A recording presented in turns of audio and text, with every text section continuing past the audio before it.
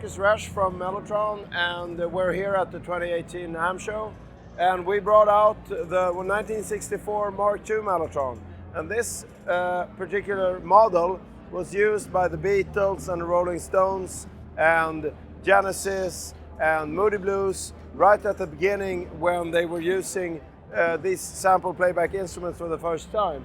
So this is the string sound that the Moody Blues used on all of their records. And Mike Pinder, of course, he used to use the pitch wheel for various effects. And of course, this unit has 3 sounds in parallel, 3-track tapes. So the strings and the brass that King Crimson used, for instance, and the saxophone. And then you can cycle to another station like this, and it will spool to a different position on the tape. And here you have the flute.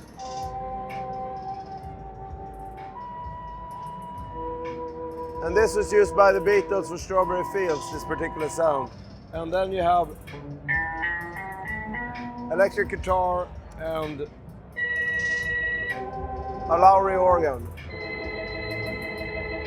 So this was originally built as a home entertainment station where the left-hand side had rhythms and fills in it. So this particular unit used to be at Electra Studios, and then it got into the hands of John Frusciante, and I rebuilt it when he owned it, and he wanted lead sounds on this side. So we have here choir that was not originally in this unit. That came later, all of these sounds, because he wanted an instrument with as many lead sounds as possible, and he didn't have any use for the rhythms and the fills. So many of the bands in the 60s would take this on tour, like the Moody Blues and the Genesis and King Crimson. But of course it weighed 300 pounds, so it was very difficult to handle and a little bit brittle and difficult to use.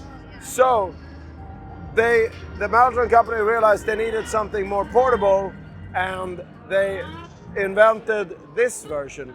So this model is the 400 Mellotron, and it's of course smaller and lighter and more portable. And this was then used by Led Zeppelin, David Bowie, and Yes, Genesis, a lot of the 70s bands, because you also have the possibility of changing the tapes. So you could actually decide once you bought it that you might want a lot of string sounds or a lot of choir sounds. So you can buy that from the Mellotron company and put the racks in. It's very easy to take apart and change the sounds in it. But this is also 3-track tapes. Strings in this case, flute,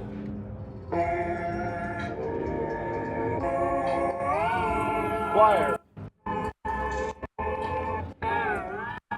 So you still have the pitch wheel as on the other ones, but it's just a more lighter and portable version. And this was the one that they made actually, around about 1,000 of these were originally made. Many of them have been lost, but we still are keeping them up and making tapes and parts for them. And I actually do also a tape version of this, which is similar, but has some improvements in the tape mechanism that makes it a lot easier to play. So I call that the Mark VI model, and I also make a Mark VII model that has 2 manuals and that model was bought by Wilco and Smashing Pumpkins. They each have one of those dual manual ones. So, and I've been making these since 1999. So the Mark VI model is the longest running production of Mellotrons ever, so to say. Yeah. So, and then a couple of years ago, I came out with a digital version. This is the digital Mellotron that has a wooden cabinet painted the same way as the 400, and it has a real wooden keyboard which has polyphonic aftertouch. So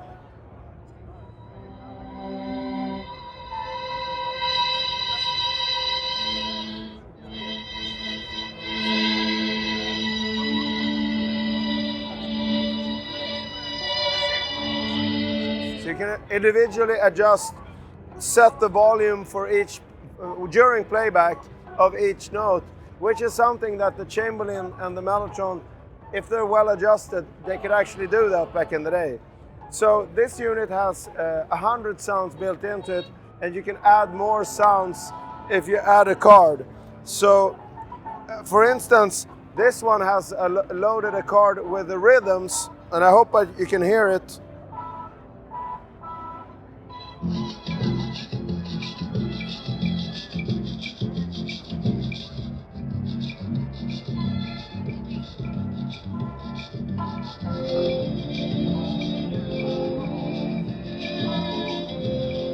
And this is what was loaded into Mark II originally on the left-hand keyboard. So it was originally thought as a home entertainment unit for people to be a one-man band. That was their selling point. Now it didn't work that way quite, so that's why the Mellotron company bought back most of the old ones that they had sold. This is like mid-60s, and resold them back to the Zombies, to the Beatles, to Rolling Stones, to all of those British pop bands that were, and rock bands that were emerging in the late 60s. So it's a great pleasure for me to be able to give access for people to all of these different sounds, because most people just know about the flutes and the strings and maybe some other sounds. But the Mellotron library has hundreds of sounds, and we have them all available on the digital Mellotron, as well as the Chamberlin library, which was actually the predecessor of all of these instruments. So Harry Chamberlin invented the tape replay keyboard instrument, and that archive is also several hundreds of sounds. So it's like a sonic treasure from the 50s, 60s, and 70s.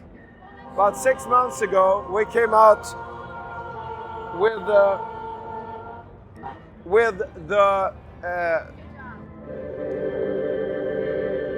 this model. This is the Mellotron Micro, and it has the same sounds built into it. You can hear the strings if I can find it.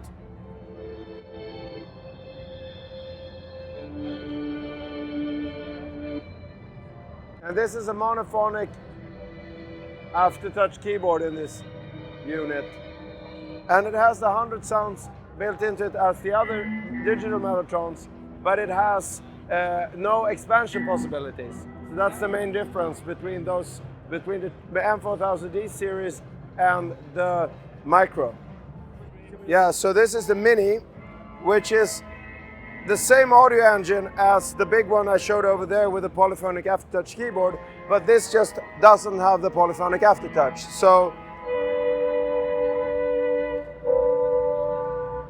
we add a bit of reverb.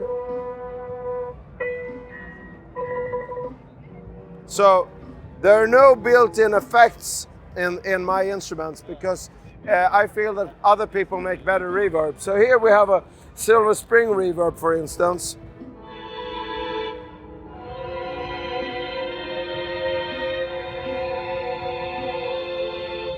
It makes more sense to have your own taste decide what kind of reverb you want for the instrument.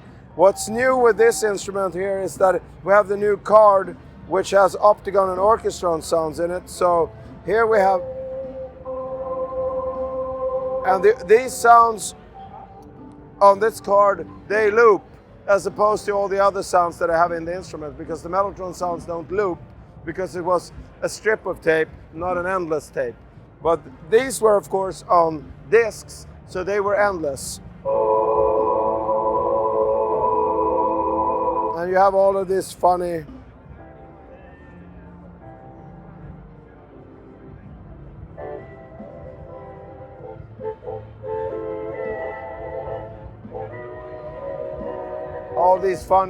rhythms.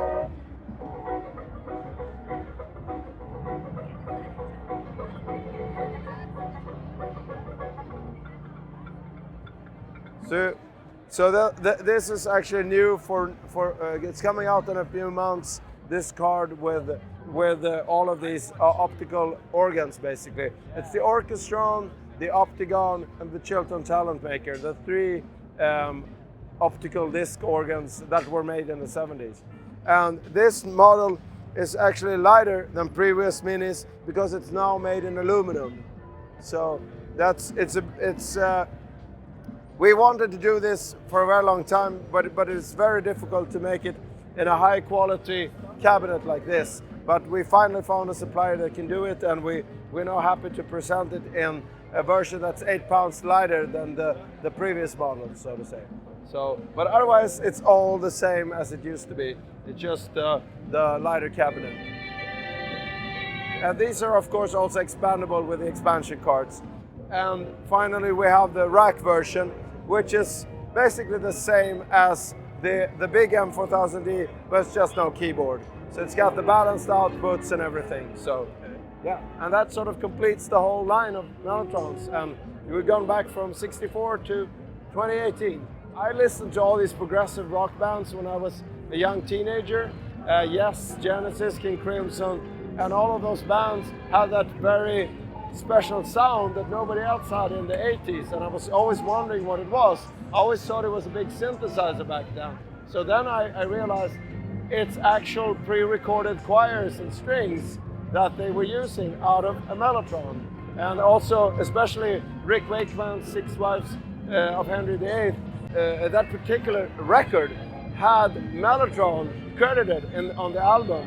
And that was the first clue to what he was using, because he had all these great string sounds and choir sounds that I never could get out of a synth that I was toying with back then. So then I met some bands in Sweden that had the instrument, and I started working on it when I was still in high school. And I got in touch with David Keane, who had bought all the original tapes and parts, and he needed technical help with making motor controls and tape frames and stuff like that, and I started doing that, and it sort of just grew from there. And in 1999 I came out with my own first analog version, and then in 2009 I came out with the first digital Mellotron version. It's all at mellotron.com, and you can write me at markus@mellotron.com.